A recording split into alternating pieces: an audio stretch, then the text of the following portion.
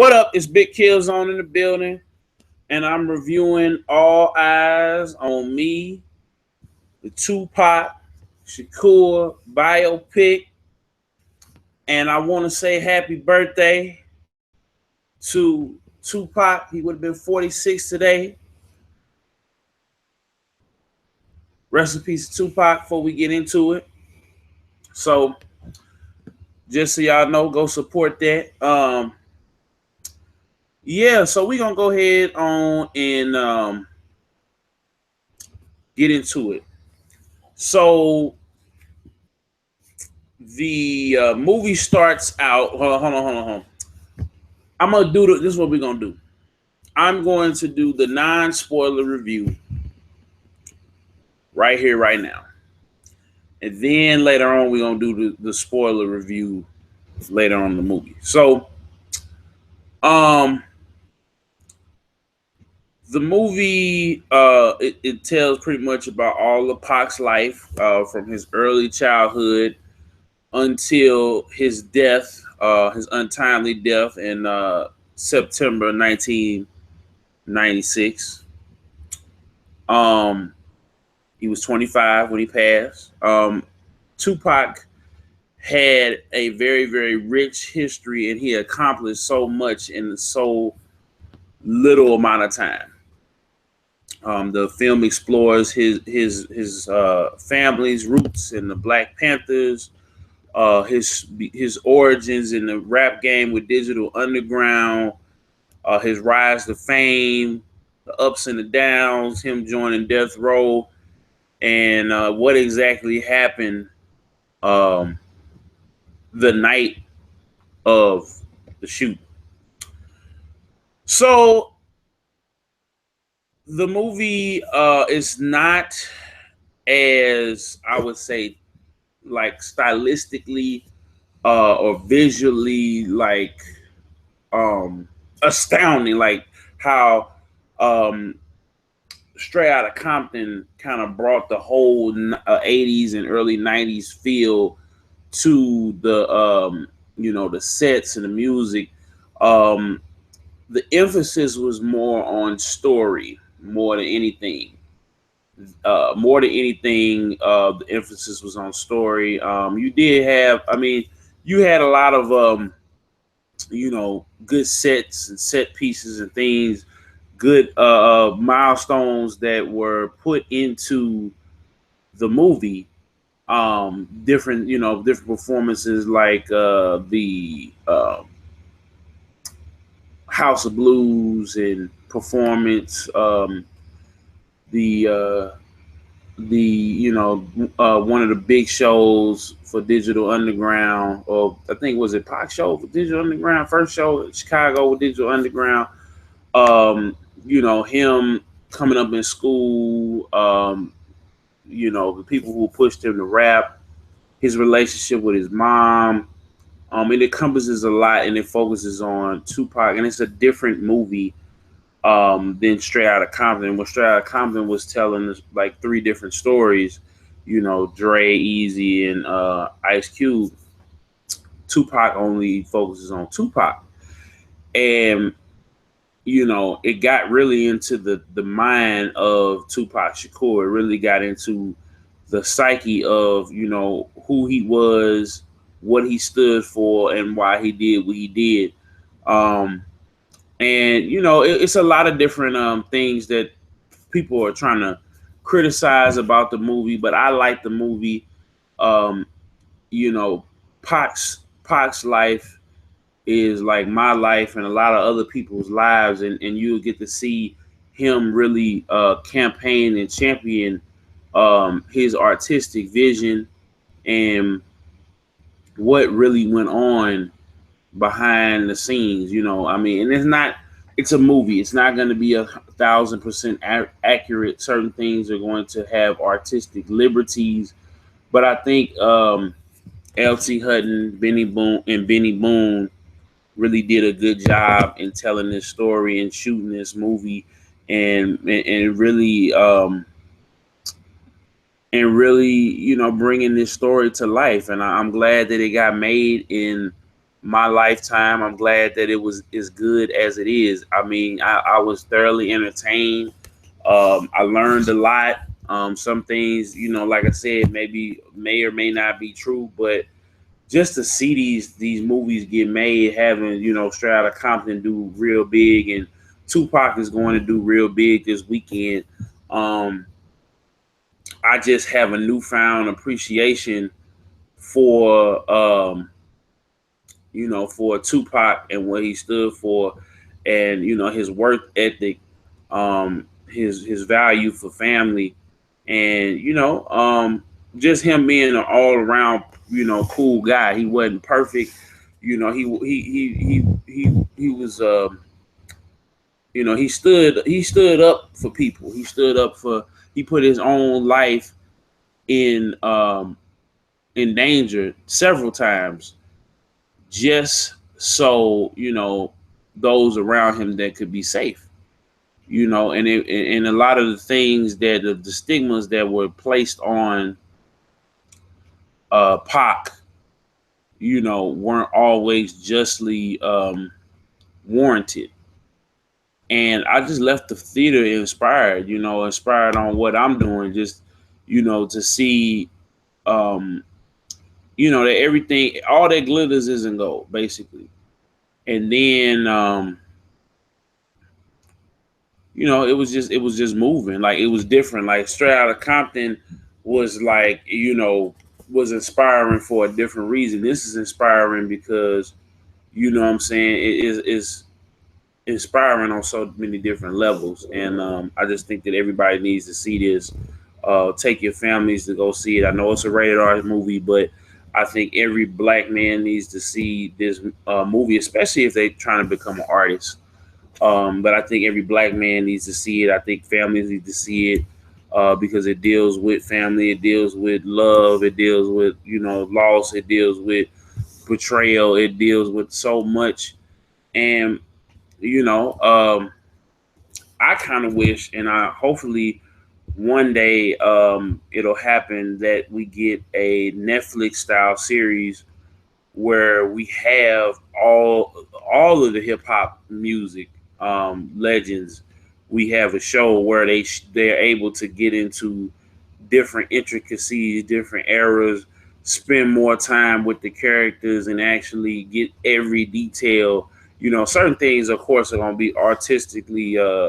Some things are going to have artistic liberties, but I'm loving this, and LT and Benny Boone pretty much, saying what F. Gary Gray set off is basically the universe of the hip hop legend movies. So next movie they're gonna do is the Dog Pound movie, which is gonna be Daz. That's gonna be like a side movie, kind of like they kind of trying to put now have like 10 pole movies. So since we got Straight Outta Compton, and they had the Michelet movie, and I thought that was pretty good too. Then you got Tupac, um, and you got Tupac, and then now you're gonna have Dog Pound for life, and after that you're gonna have Death Row. So the trilogy, or they kind of liken it to what Marvel's doing with the Avengers universe. Like, the trilogy of movies will be Straight Outta Compton,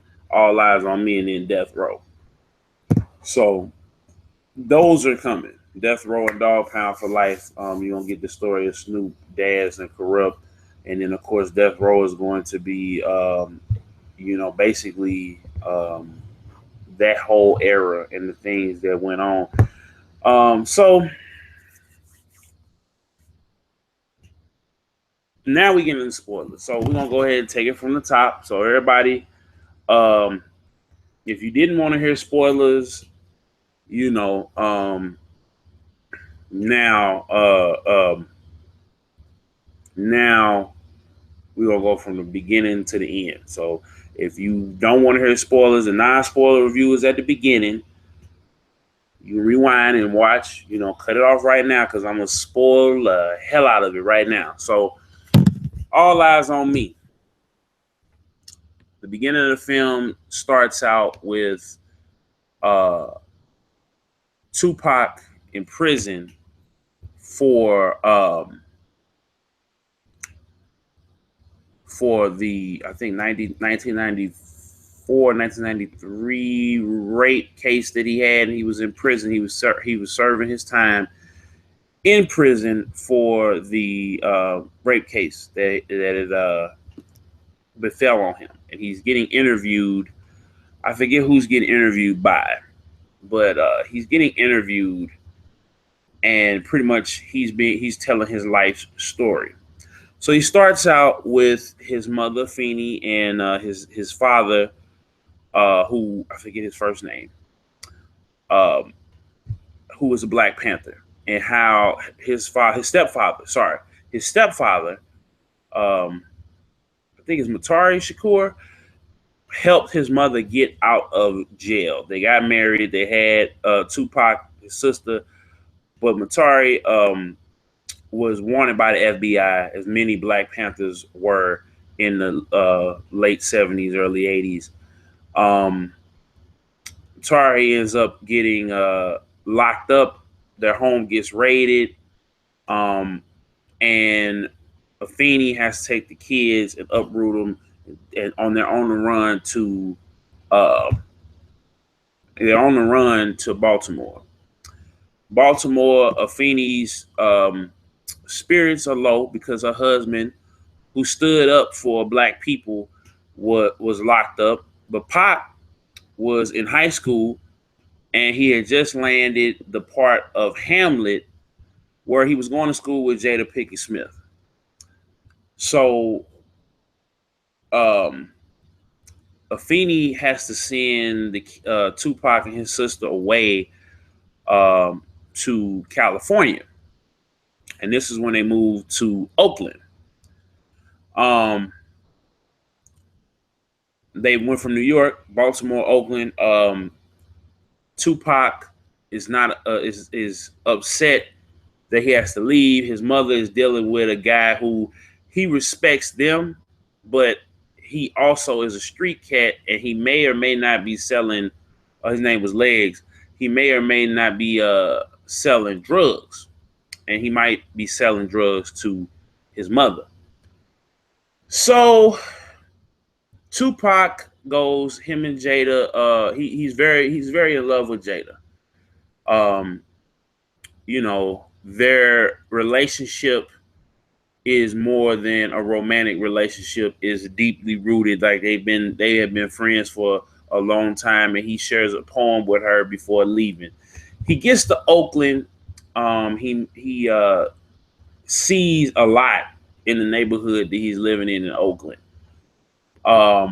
He starts taking his rapping seriously because he realizes, like, look, I can't have my sister living around drug dealers, people getting killed, people getting shot, people getting stabbed. Like, they literally walk into the apartment of, like, the apartment complex, and it's this mother who finds out that her baby daddy is cheating on her, and she stabs him in front of everybody, including her kids. So it was like he gets stabbed and falls over, and they like walk past him, like him and his sister walk past him. There's people selling crack in the alleyway. It's a lot of prostitutes walking around. There's a lot of crazy stuff going on. So he gets in there. He like, y'all gotta get some money. So he joins this rap workshop with a teacher that he was going to. That she had at her house. He was doing so well, and she kind of had took to him and took to his situation, and she hooked him up with the manager of Digital Underground, which is I forget his name. Damn, I'm forgetting names. But he introduced him to Shock G and Bugs B, which I actually saw Bugs B perform because and they didn't get. I'm kind of upset they didn't get to really touch on this, but I saw Bugs B perform I Get Around with Tupac. Oh no, not Tupac, Scarface. That was one of the last songs was Smile For Me they did. I got to see Bugs B perform that verse. But they take you through the whole Digital Underground phase, like, and so they go on tour. Like, you get to see the guy who played Shock G was just amazing. Bugs B too. They rocked it. So Um, Pac's mom comes and is staying with her, and he came off tour. He's got some money. He's happy. He's giving his sister some money, so she can have be able to eat and do her thing and everything else like that. So he sees his mother buying crack, and he goes over and he punches drug dealer in the face, in the mouth, and it's like, "What the hell are you doing to my mother? That's my mom. That's my mom." And you know how Tupac is, so he gets in an argument with his mom. He's like, "You own that? You own that shit? Why are you on it? You weak? You being weak? Stop being weak." He's like, "I'm your mother still, Tupac." You know what I'm saying? And don't nobody want to see their mama strung out on drugs, like real talk. So he goes to Shot. He runs up in the studio. He goes, Shot, I gotta talk to you, bro. Let me get 5 minutes. Let me get 5 minutes. He tells Shot, "I gotta do my own thing, man. I gotta start making some things happen around here, man." And so then Shot goes, "Well, don't ever turn my shit off. And if you want to leave, you can leave." So then he was like, "All right, cool." He's like, "I'm just messing with you." So they start recording. Brenda's got a baby. He catches he catches the notice of Jimmy Iovine. So at this point, they put out Tupac Now independently, right? And they get ready to do Strictly for my niggas. Excuse my French, but they put out that album, and they got Brenda's Got a Baby and everything. Well, I think they put Tupac Now out, and Tupac's blowing up. Tupac's doing real well. He starts touring. He goes to New York. He runs into Jada before goes to New York. Does the Juice movie, so he's on the map. He's really booming. He's doing his thing, and but he gets into a fight. Midway through there, he gets into a fight with some guys at a picnic. It was a carnival or whatever, and the shots rang out, and this lady's son gets hit by a stray bullet because these dudes was sitting up there hating. They was hating on Tupac, and they ended up coming at Tupac. Him and his boys ended up jumping him, and then after that,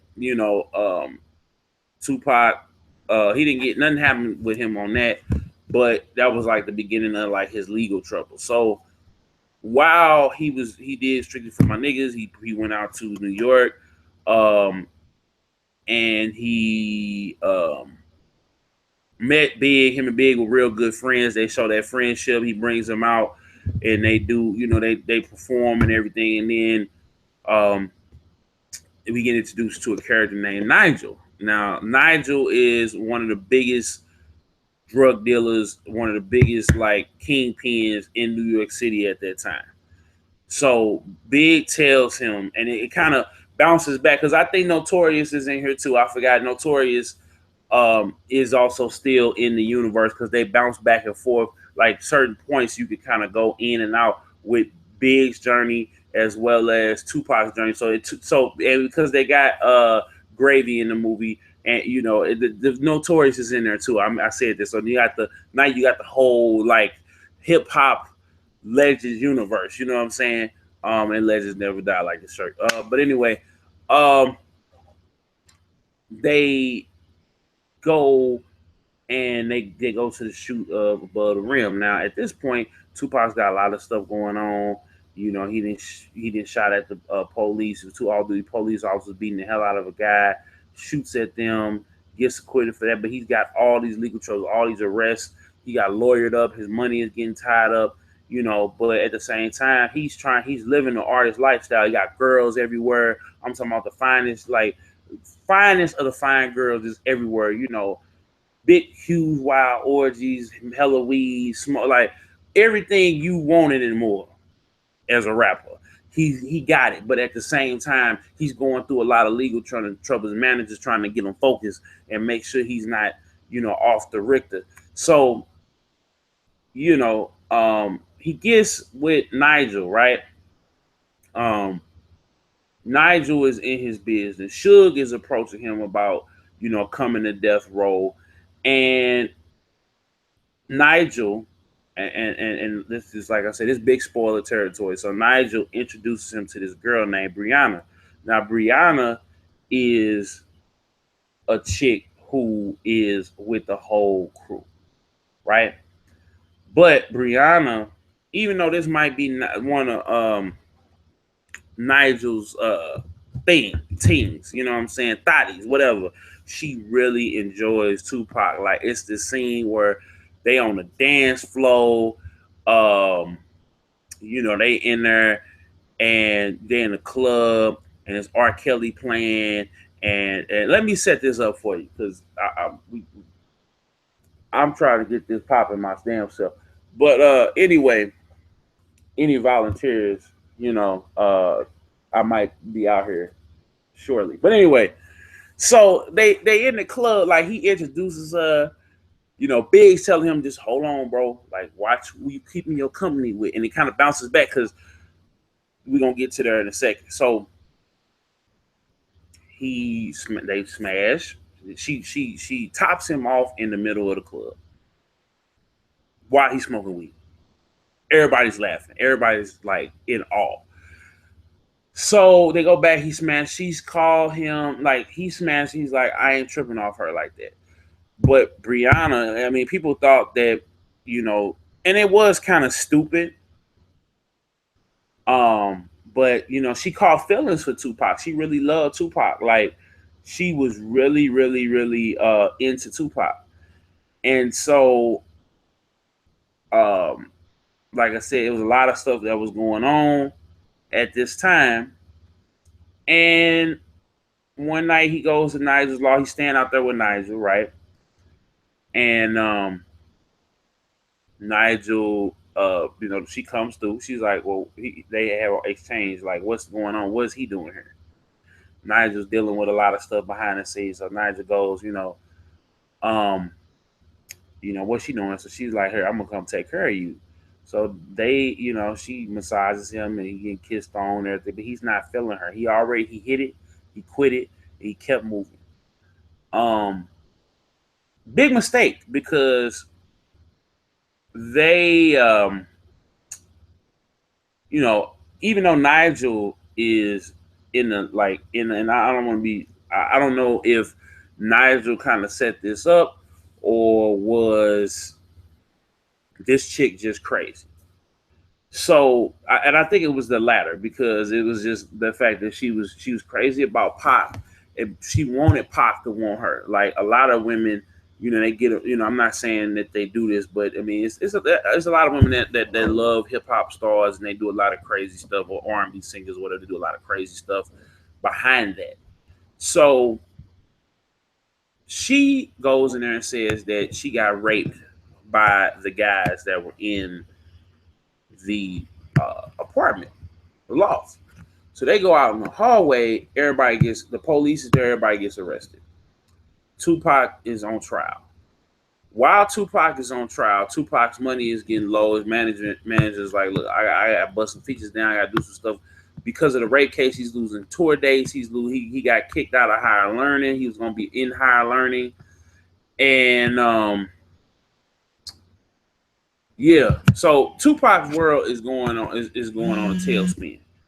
You know what I'm saying? And his mother warned him earlier to watch his back. Big warned him earlier to watch his back. So he gets to Quad Studios, and now we get to see that the dude Nigel, his goon, Nigel told him not to do it, but his goons run up in the studio, shoot Pac in the lobby, and of course Lil C's come downstairs. They bring him upstairs. Big is trying to make sure that he's good. He's trying to get people to get help. I think it's Funkmaster Flex off in the corner sipping some Crown or some Henny.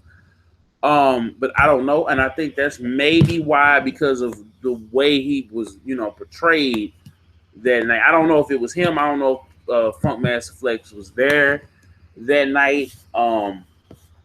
But they he gets shot. He goes to court while he's shot, and he has to defend himself. He gets sentenced to 18 months in prison. So the movie bounces back to prison. Big is, trying to reach out. He tried to go, but the Fruit of Islam were protecting Pac at this point. So they wouldn't let him come into the room and everything else like that, because I think they came because of Afeni and her connections to the Panthers and they would not let Big. Big wanted to show love, and then Pac is thinking, man, he set me up, man, he set me up. So he's in prison. So while he's getting interviewed, he's in prison. So he goes onto the yard. He hears who shot you. So he's thinking on the yard like, I gotta get revenge against.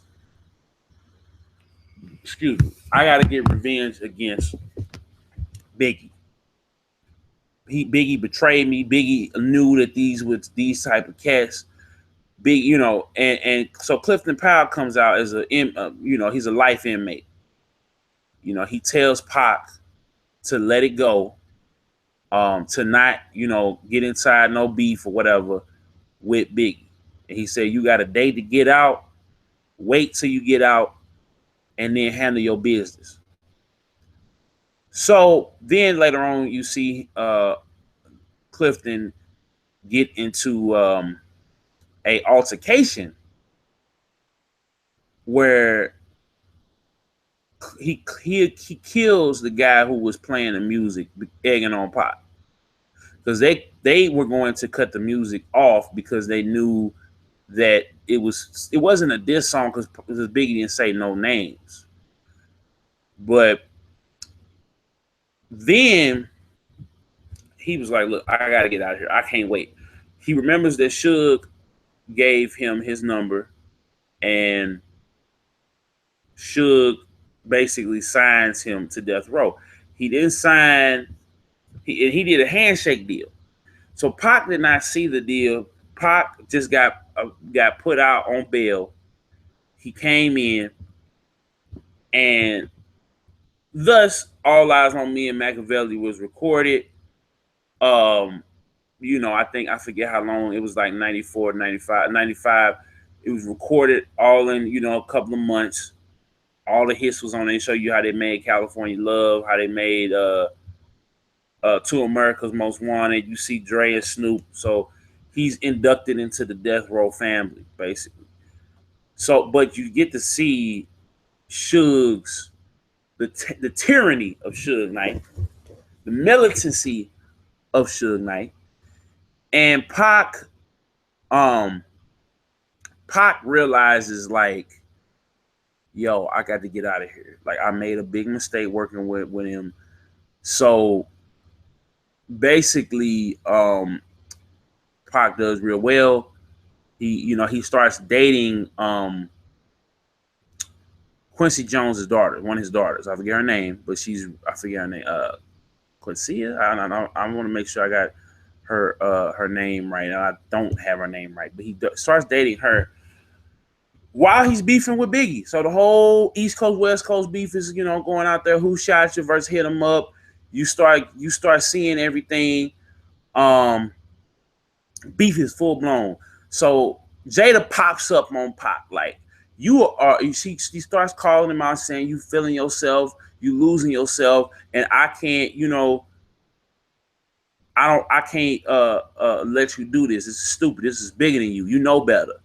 And they have an argument, and he's like, look, I'm not backing down. Anybody that cross me gonna get dealt with. So they leave, and that was the last time that him and Jada talked. Like, they had a bond that was beyond, like, their relationship, their romance was beyond physical. So, like, she was heartbroken, but at the same time, he was with Quincy Jones' daughter. She was very supportive of him. He was gonna leave death row. Suge says, hey, you can't leave death row because you contractually, you did all your albums, but you owe me all this money. So, you got to either get this money, pay me this money, or we got to figure something else out. We got to do another deal, and that's how, I guess, how Suge was getting them. Tupac had, and Quincy Jones' daughter brought up that he could just leave everything behind. He, like Dre did. Dre left everything on the table and left and started Aftermath. Now, Tupac was like, he seen what Suge does to people who owes him money. Tupac is a strong-willed guy. He ain't no punk, but he knows that Suge rules with an iron fist. So he don't want to tempt Suge. Suge did save him, so he feels like he is loyal to Suge. So what ends up happening,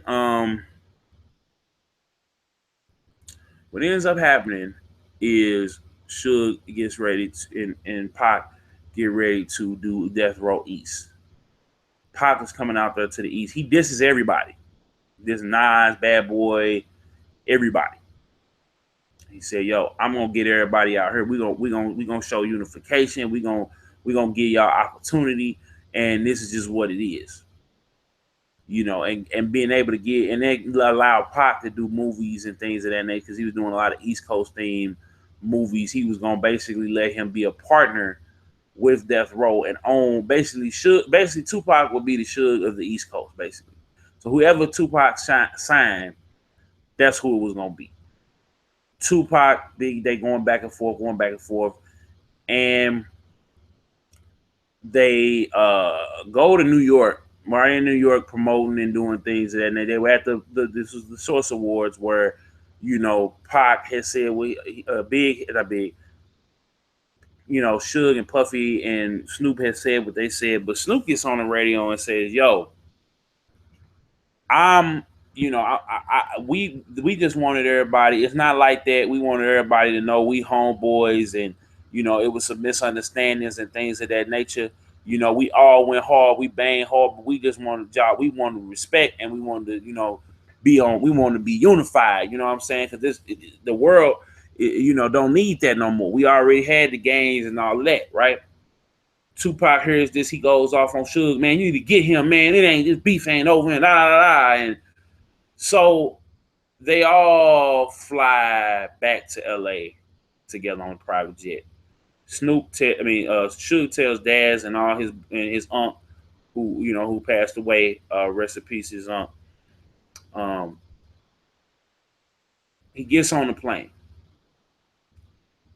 Snoop goes to the back. He gets an ice pick, chinchilla throw rug. He sleeps on the plane. You know, get off the plane. He asks Pop, you know, "Are you going to the Tyson fight in Vegas?" They don't say nothing to each other. Snoop says, "Well, when he gets back from Vegas, we'll be cool. We gonna work it out. We'll talk about it." And that was the last time Snoop saw Pop. Right? So they go to Vegas. Him, Suge, the crew, Feeny. Actually, I think before that, Feeny meets Quincy Jones' daughter because they dating, and you know she likes her. She's helping him eat better. I wish I had somebody to help me eat better, but you know what I'm saying. And they make that bond. You know what I'm saying. So he goes out there to Vegas with her. They kicking it. They in the hotel kicking it. Suge has the bodyguard with Pac at all times. You know, posted. You know, in the next room, whatever. And they decide they go out to the casino first. So they go to the casino, and the guy who allegedly robbed one of the Death Row members was there at the casino. So they cut at the casino. They cut back and forth to the footage, the security cam footage, and you know, to the fight and altercation. So they beat him. Pop drop his chain. They get the chain back. Put the chain on. You know, they get the chain. They go back to the room. She tells him, you know, tells Quincy Jones' daughter, "Hey, my boy got hit up. But we got to go to the club real quick to party with Tyson." So she was like, "Are you going to stay or are you going to go? Everything that's happened, you can stay, you know." And if Pac had stayed, this is a pivotal part because this woman loved him, right? And if Pac had stayed at that hotel, Pac would have lived. I just want everybody to know. So they stand at the door. He's contemplating, should I stay? Should I go? His security guard tells him, should I stay? Should I go? She wants to go out there and tell him, come back in the room, baby. Just come back. We're going to chill. We're going to post up. You ain't got to go to the club with Suge tonight. Suge ain't calling, busting down the door. He didn't have to go. So they get in the whip. Suge and Tupac is riding. Ain't nobody was riding in the car with them. They get tailed. You know, paparazzi guy, you know, hey, what's up, Pac? They took the picture of them in the car before the shooting. The girls pull up in the car. They vibing to all different type of music, Outlaws and everything else. You know, and everybody is just sitting there. They going from light to light to light to light to I think it's called, the street's called Kaiser. And then, you know, the car pulls up on the side, opens up the door, opens up the windows, lets off the shots. Suge starts driving. You know, the security team, they chasing after the car, but then they get lost around the corner. So Suge just said, fuck it, I'm gonna hit the gas. I'm gonna try to get to the hospital. Suge is speeding, he don't know what to do. Suge jumps the curb, flattens his tire, and if he didn't flap the tire, Tupac might have lived. He might have been in critical condition longer, you know. But Tupac, pretty much at this point, they try to get the police on the bikes. Suge jumps out like, my pocket shot, my brother Pac, my boy, you know, he shot. So then, you know, the security detail, LAPD, I'm with them. So they get Pac out, they get him on the ground, trying to get him to keep his eyes open. He's trying not to, you know what I'm saying? He's trying not to go to the other side, right? So,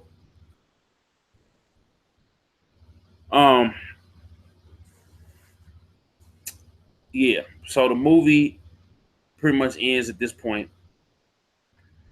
And, you know, they tell us, you know, hey, at this point, Pac did all of these things, you know, 7 million records, 9 platinum albums, all these accolades for 25, and that his murder was unsolved. And the movie ends. So, you know, like I said, that was pretty much the spoiler review of the movie. If y'all want the non-spoiler, you can rewind it. You want to hear the whole thing. Man, it really touched my soul, man. It really, really touched my soul, and really, really showed me, you know, to just to keep grinding, you know, because the good times and the bad, Pop he kept grinding, you know what I'm saying? And I just, it was such a good movie, man. It was such a good movie. It was a different, like I said, it was a different vibe to Strata Compton, different vibe to Notorious, different vibe from 8 Mile, different vibe from the Michelet movie, whole different vibe. Each of these movies have a different vibe, and that's on purpose. I think that, you know, the universe that they building here, you know, and even 8 Mile even fits into this too, a little bit. They didn't use his, you know, likeness or whatever, but in this mythos, you know, in this universe, this hip hop legends universe, if you want to call that, this is really, really a good movie. Like I said, it's not always factual, but it's still a good movie. Everybody needs to see it. This big Killzone. Make sure y'all like, comment, favorite, and subscribe, man. Hit that notifications bell. Notifications, gang. Happy birthday to Tupac. Rest in peace to Tupac Shakur, man. We lost a legend, man. We really lost a legend. Shout out to everybody, man, that had something to do with this film. Benny Boom, LT Hutton, you know, just shout out to everybody, man. Shout out to everybody. This big Killzone. Like I said, make sure y'all like, comment, favorite, subscribe. Thank all of y'all for tuning in. You know, watching this review. You know, if y'all made it all the way to the end, double salute to you. You watch the spoiler and non-spoiler review, double salute to you. You know, and we just gonna keep getting bigger and better, man. Like, you know, like the movies and everything else like that, man. I'm still grinding here, man. I'm blessed to be 26. I'm gonna be 27, Lord willing, in November. So I thank God, you know, for my life, and you know, this movie taught me a lot about choices. You know, everybody got a choice. Everybody got, and everybody has the power to make a difference in themselves and everybody around them. You know what I'm saying? You do have the power. It might take a lot of hard work, you know, a lot of blood, sweat, and tears, but you know that's what Pac stood for. And Pac wanted to uplift and uproot and uplift the community, you know, to be positive. You know what I'm saying? But at the same time, he was a man. He loved his family. He loved his significant other. He loved all the people that poured into him. He was loyal to him to a fault. And you can't. People like Pac don't come around every day. So this your boy DJ Killzown Jones. Make sure y'all like, comment, favorite, subscribe. Big shout out to y'all. This is Killzone Reviews. All eyes on me. Peace.